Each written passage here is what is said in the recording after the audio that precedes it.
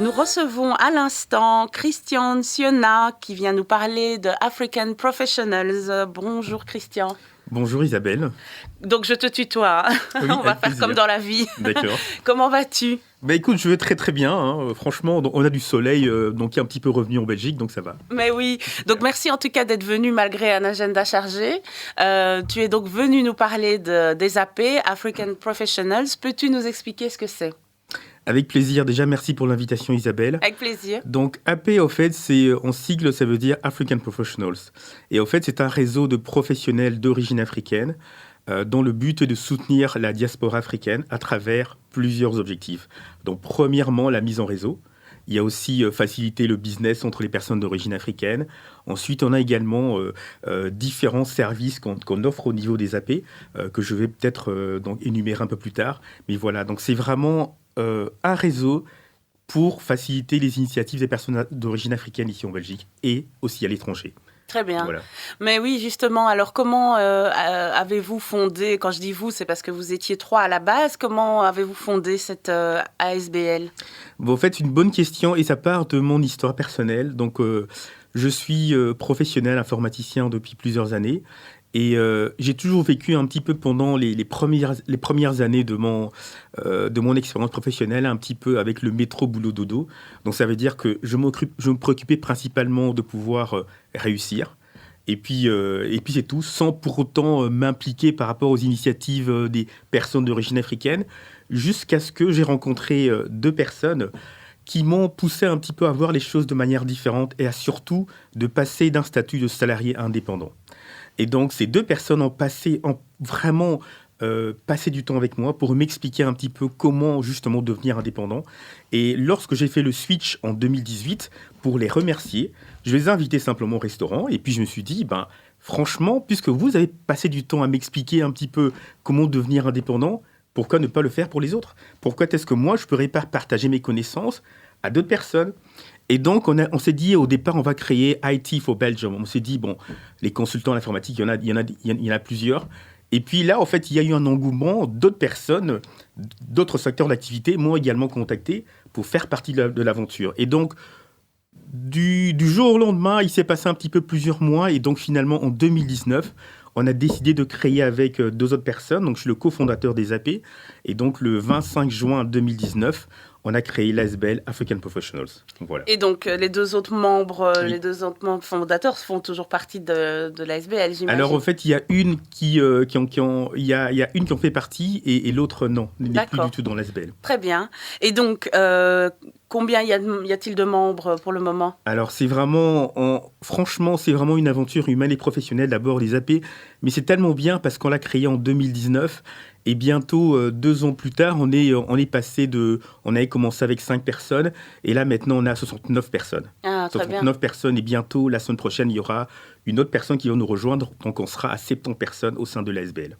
Donc, l'ASBL vise donc l'excellence, hein, on ne va pas avoir peur du mot excellence, c'est-à-dire qu'on vise des professionnels qui sont doués, compétents et qui ont une vision pour eux-mêmes et pour les autres. Donc, ici, aujourd'hui, quel message voudrais-tu passer à nos auditeurs qui pourraient être intéressés par l'ASBL AP ? Moi, je dirais le message est très clair. C'est que depuis longtemps, au niveau des personnes d'origine africaine en Belgique, on en a marre un petit peu d'être un petit peu la dernière roue du carrosse. Ça veut dire quoi ? Ça veut dire qu'il y a une étude qui est parue chez Actiris il y a quelques années qui disait qu'à diplômes égaux, les personnes d'origine africaine ont du mal à trouver du boulot après leur diplôme, que ce soit graduat ou même universitaire après. Et donc, le message est très simple. Le message vraiment s'adresse, si vous êtes d'origine africaine, professionnelle, ou que ce soit étudiant et donc c'est votre dernière année, vous êtes les bienvenus au niveau des AP. Donc n'hésitez pas à nous rejoindre. Et chez nous, on est une grande famille. Et le but, c'est de pouvoir partager nos connaissances. On offre plusieurs services. On offre quasiment des services au niveau du networking. On propose également des séances d'information dans plusieurs thèmes, puisque Dans les AP, on a des professionnels d'origine diverses. On a quasiment des Camerounais, des Rwandais, des Congolais de Brazzaville, la RDC.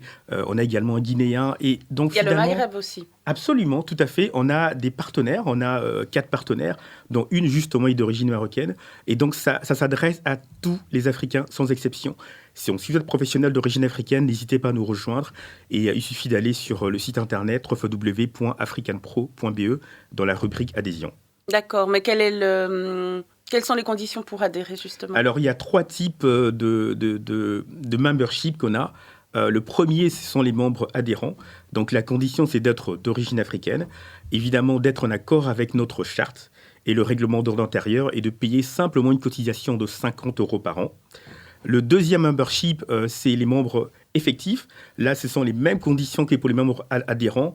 On rajoute simplement qu'il faut faire partie du conseil d'administration. Et donc, ça, c'est vraiment l'organe qui chapeaute tout l'SBL. Et enfin, puisque même si on est majoritairement d'origine africaine, mais on est également ouvert vers le monde extérieur. Donc, on a une troisième catégorie qui s'appelle les membres d'honneur. Donc, il ne faut pas être forcément d'origine africaine, mais simplement être en accord avec nos valeurs, nos principes. Évidemment, nous aider aussi par un partenariat en sponsoring. Oui, voilà. Très bien, super. Mais donc, quels sont les objectifs des AP à moyen et long terme ? Alors, à moyen terme, je commencerai vraiment par dire que on veut croître, on veut s'agrandir. 2 ans d'existence, on est déjà quasiment à 70 personnes au sein de l'ASBL.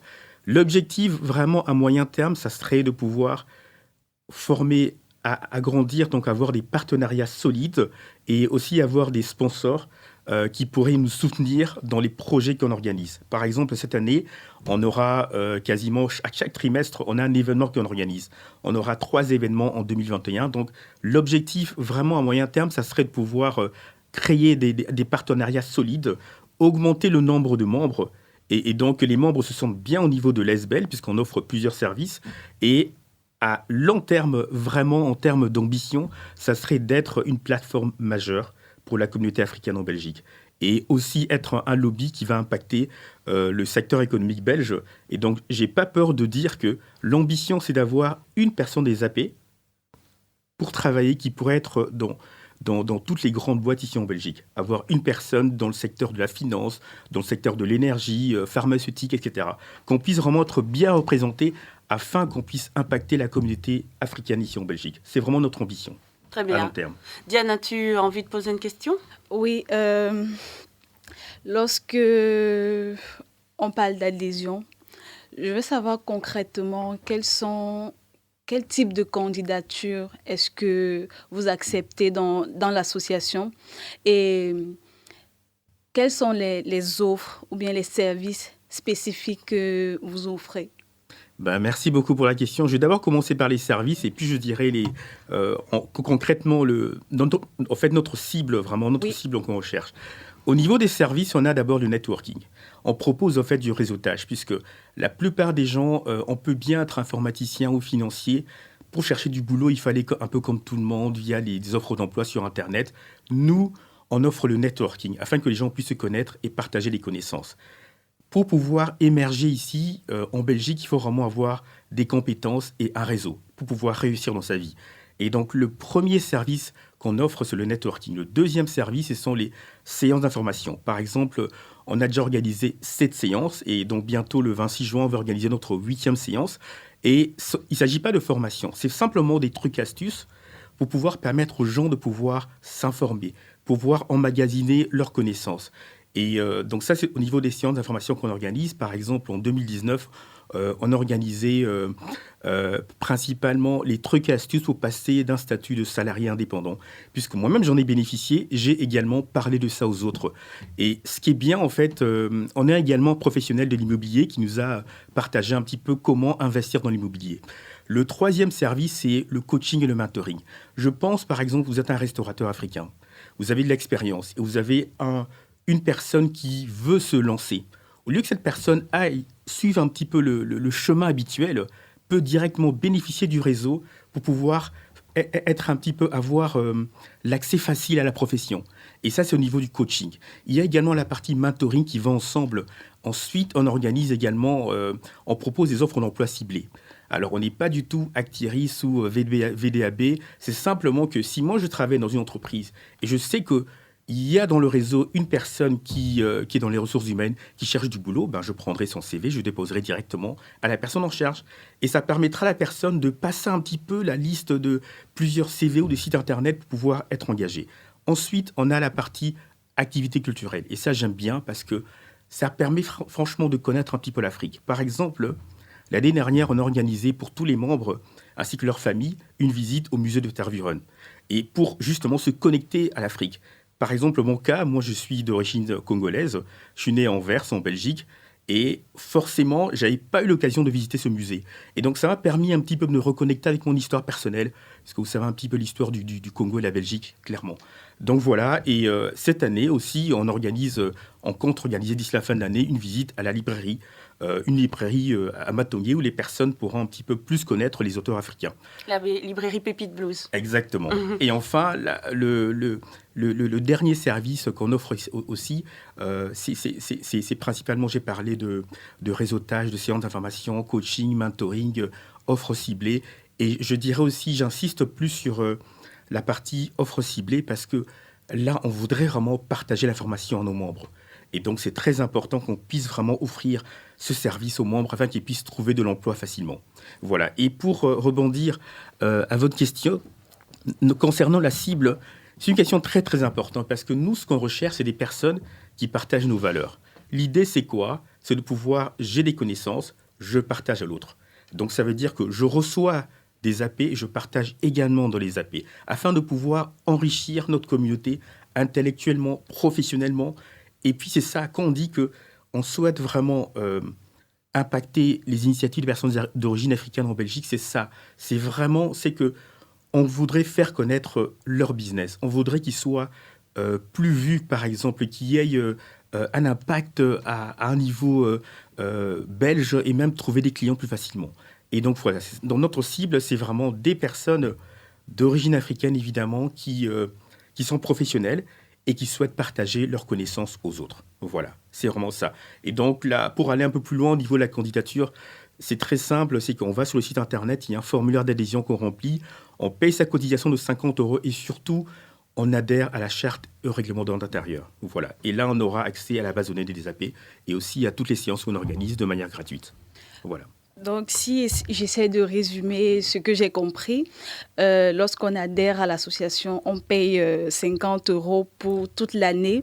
Et oui, c'est un peu une sorte d'accompagnement et d'insertion professionnelle, sociale et culturelle, c'est ça ? Absolument, c'est ça. Vous avez très, très bien résumé. Donc, c'est vraiment ça. Et on a voulu le faire en plus, j'insiste sur la partie humaine, puisque c'est que j'insiste toujours, les AP, c'est avant tout une aventure humaine ensuite professionnelle. Ça veut dire quoi ? On met l'humain d'abord. On ne va pas uniquement focaliser sur être entrepreneur, etc., mais vraiment permettre aux gens de bien se sentir, avoir une bonne ambiance. Et finalement, les séances d'information qu'on organise, ça dure 2 heures, mais on ne voit pas du tout le temps passer parce qu'il y a également donc, des petits jeux, des quiz qu'on organise pour mieux connaître le continent africain. Et c'est vraiment ça, c'est très important le côté social, professionnel et culturel. Absolument, c'est ça. Et justement, une autre question me vient en tête. Oui. Et comment vous organisez ces séances ? Est-ce que vous vous retrouvez dans un espace pour en discuter ou bien tout se fait également en visioconférence ? Et si oui, c'est quel canal vous utilisez ? Zoom ou bref, j'aimerais bien savoir. Bon, encore une très bonne question, décidément, c'est oui, bien ça. Voilà. Alors, premièrement, évidemment, il y avait les AP avant le Covid et pendant le Covid. Avant le Covid, évidemment, on organisait plus, on louait une salle dans un hôtel. On a organisé notamment la soirée de lancement 2019 à l'hôtel Dolce à la Hub. Ensuite, on est allé au Martins. Donc, c'est vraiment, on est des professionnels. Voilà. Donc, on ne fait pas les choses à moitié.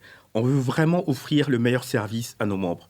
Donc, on loue effectivement principalement des salles dans les hôtels, un peu comme si on allait dans une formation donc payée par ton boulot, en fait. Voilà. Et ça, c'est la première chose.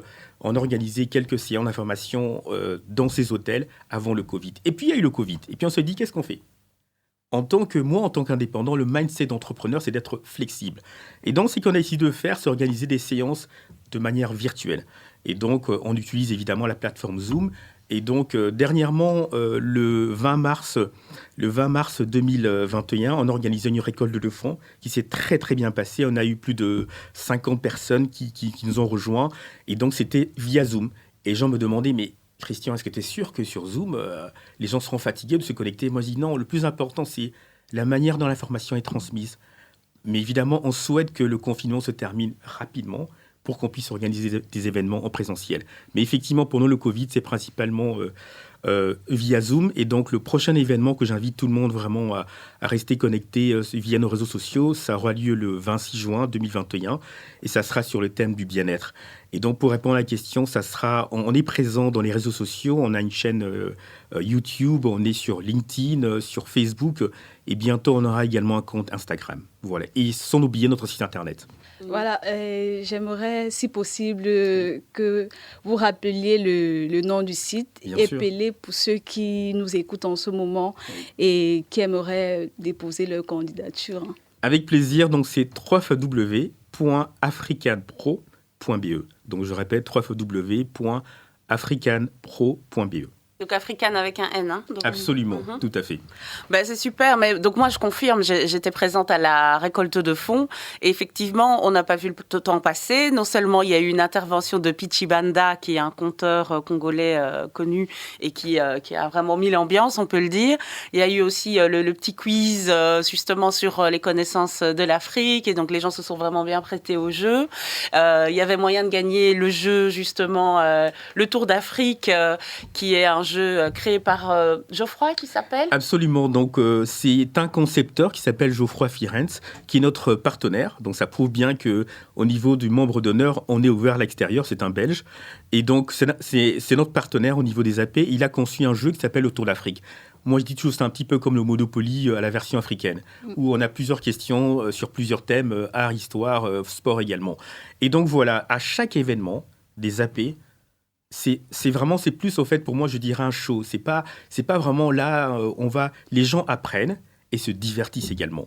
Et donc absolument, on fait généralement un quiz où on fait gagner aux gens des prix. Et donc, étant donné qu'on est partenaire du jeu de Tour d'Afrique, on avait été depuis longtemps en fait le distributeur de ce jeu. Donc les gens ont l'opportunité de pouvoir commander ce jeu via notre site internet.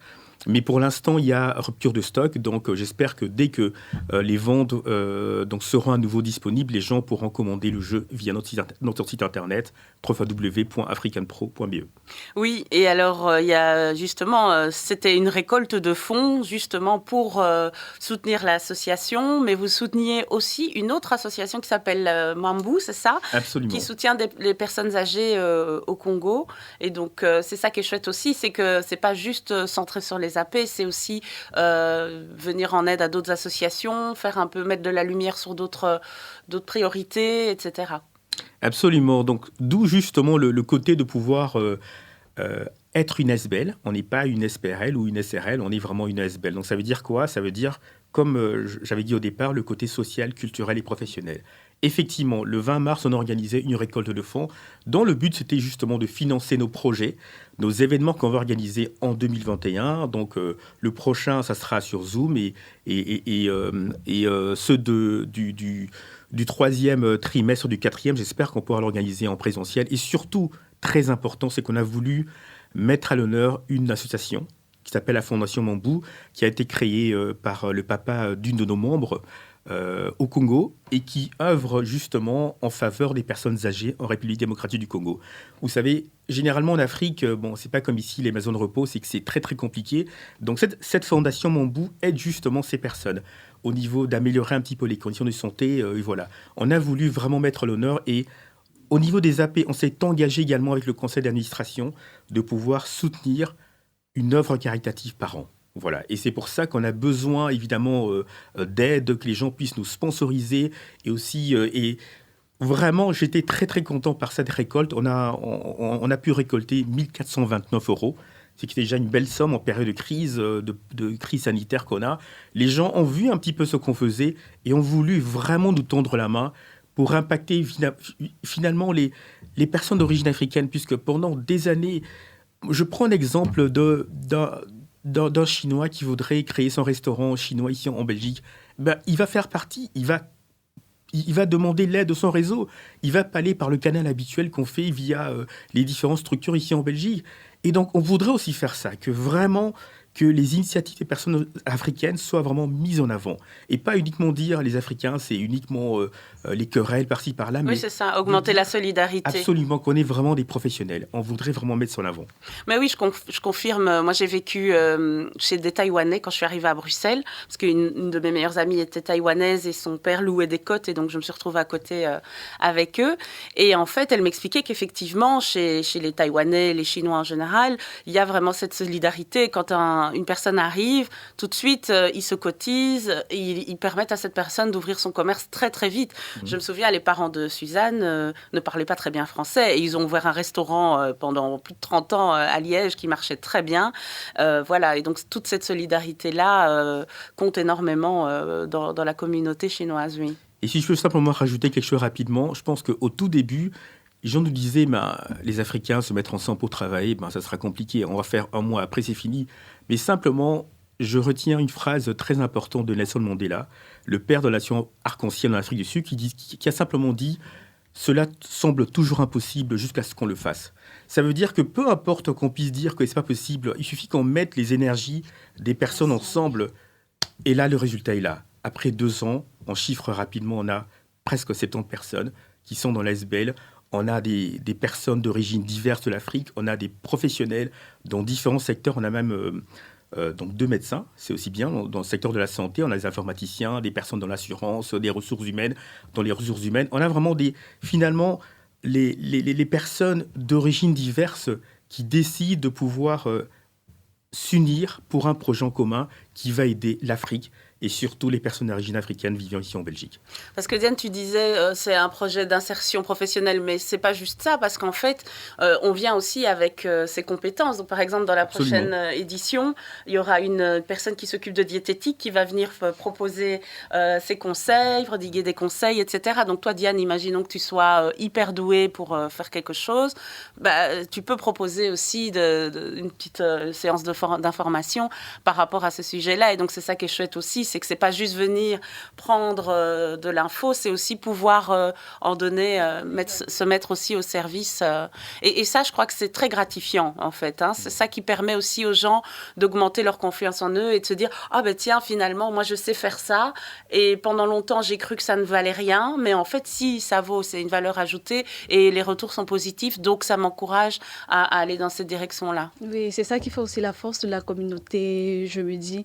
Et vu que le gouvernement belge récemment a donné la possibilité aux étudiants étrangers vivant en Belgique, après leurs études, 1 an pour pouvoir chercher du travail, pour pouvoir s'intégrer avant de rentrer, pour ceux qui n'auront pas trouvé de travail. Et je trouve et j'espère que beaucoup d'étudiants ou beaucoup de ceux qui essaient de se chercher ou ceux qui ont quelque chose à proposer aussi sont en train d'écouter cette émission en ce moment, parce que c'est très intéressant de savoir que tu peux aller à la recherche ou dans un groupe où tu peux donner et où on peut t'apporter juste pour qu'ensemble, comme on dit, hein, c'est l'Afrique qui gagne. Absolument, oui, tout à fait. Tout à fait. Oui, tout à fait, absolument, je confirme. Mais voilà, Christian, je suis désolée, mais on va devoir écourter ici parce que l'émission va bientôt s'achever. En tout cas, merci beaucoup